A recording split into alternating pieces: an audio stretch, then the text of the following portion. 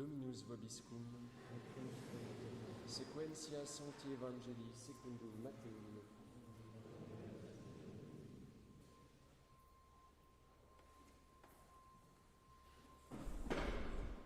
En ce temps-là, Jésus était venu dans la région de Césarée de Philippe et il demandait à ses disciples, d'après ce qu'on dit, qui est le Fils de l'homme. Ils répondirent, pour les uns, c'est Jean-Baptiste, pour les autres, Élie, pour d'autres encore, Jérémie ou l'un des prophètes.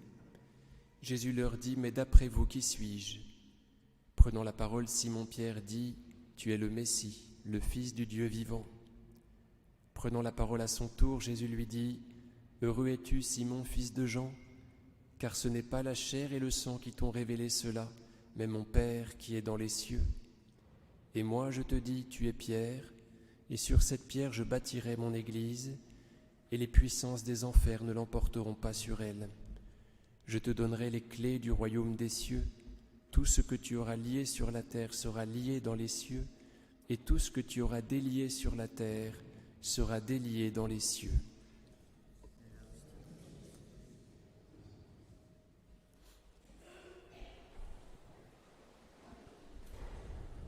Au nom du Père et du Fils et du Saint-Esprit, ainsi soit-il. Chers amis, nous fêtons donc Saint Pierre et Saint Paul, les colonnes de l'Église. On sait pourquoi Saint Pierre est colonne. À vrai dire, c'est assez surprenant qu'il soit colonne parce qu'il est déjà pierre de fondation. Donc c'est une colonne qui est en même temps pierre de fondation, si vous voulez. Mais on savait déjà qu'il était pierre, qu'il était une pierre. C'est l'évangile que nous avons entendu. Il parle dans sa première lettre de cette pierre qui a été rejetée et qui est devenue la pierre angulaire, à laquelle il faut donner sa foi. Il parle d'expérience, c'est-à-dire que Pierre est pierre parce qu'il s'agrippe à cette pierre qui est encore plus basse que lui. Comme disait l'abbé Huvelin, le Christ a tellement pris la dernière place que personne ne pourra la lui ravir. Saint Pierre est pierre de fondation, mais en dessous de lui, il y a encore une pierre qui est Jésus, qui est ce roc dont parle l'Ancien Testament, auquel les Hébreux buvaient, et dont Pierre parle donc dans sa première lettre, en disant qu'elle est cette pierre d'angle à laquelle il faut donner sa foi. Donc il est très agrippé au Christ. On imagine qu'il déploie tout son ministère blotti contre lui. Il ne peut y faire qu'en cette mesure, qu'en la mesure où il est agrippé au Seigneur Jésus. Donc il est chef de l'Église et déployant une activité extraordinaire parce qu'étant tout près de Jésus. C'est pareil pour saint Paul qui disait cela aux Galates, ce n'est plus moi qui vis, c'est le Christ qui vit en moi. Donc lui aussi était très agrippé au Seigneur Jésus et c'est de cette façon qu'il était capable de déployer une activité extraordinaire, donc surtout lui chez les païens. Alors il est relié à Saint Pierre, c'est par le biais de Saint Pierre qu'il est agrippé au Christ, comme nous d'ailleurs. Il dit à un moment donné qu'il a pris soin d'en référer à Pierre parce qu'il ne voulait pas prendre le risque de courir pour rien. Quand on est à l'extérieur de l'Église, quand on est à l'extérieur de la vigne, si vous voulez, on peut très bien, on court pour rien. On ne peut pas porter du fruit. Et donc il vérifie auprès de Pierre si tout ce qu'il a entrepris était bon. Il se soumet à Pierre. Et cela est très important. Jésus, vous savez, c'était l'évangile de dimanche dernier, choisit dans les barques qui sont à sa disposition. La foule le presse de toutes parts.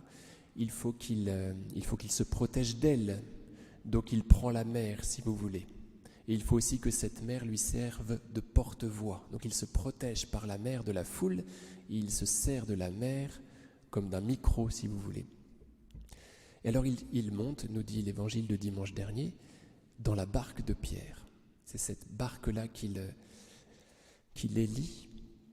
Et cette barque d'ailleurs, c'est en latin, c'est nef. Vous voyez, il monte dans la nef de Saint-Pierre, autrement dit dans l'église de Saint-Pierre. C'est là qu'est le Christ, et pas ailleurs. Donc, saint Paul va toujours vérifier qu'il est bien dans la bonne nef, parce que sinon ça ne marche pas.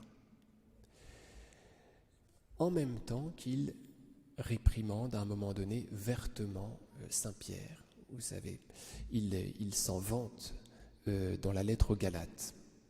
Il se moque de la lâcheté de Pierre à un moment donné, qui retournait trop vers la loi juive. Et donc il le réprimande devant tout le monde. Cependant, il lui obéit, vous voyez, toujours. Donc le Saint-Père, voilà, parfois on ne comprend pas tout. Et par contre, loin de nous l'idée de lui désobéir ou de lui manquer de respect, parce que sinon ça ne marche pas, on est stérilisé par la rébellion, si vous voulez. Donc c'est très dangereux. Saint Paul, qui disait ce qu'il pensait au Saint-Père, à Pierre, lui était extrêmement obéissant par ailleurs. Alors chers amis, nous pouvons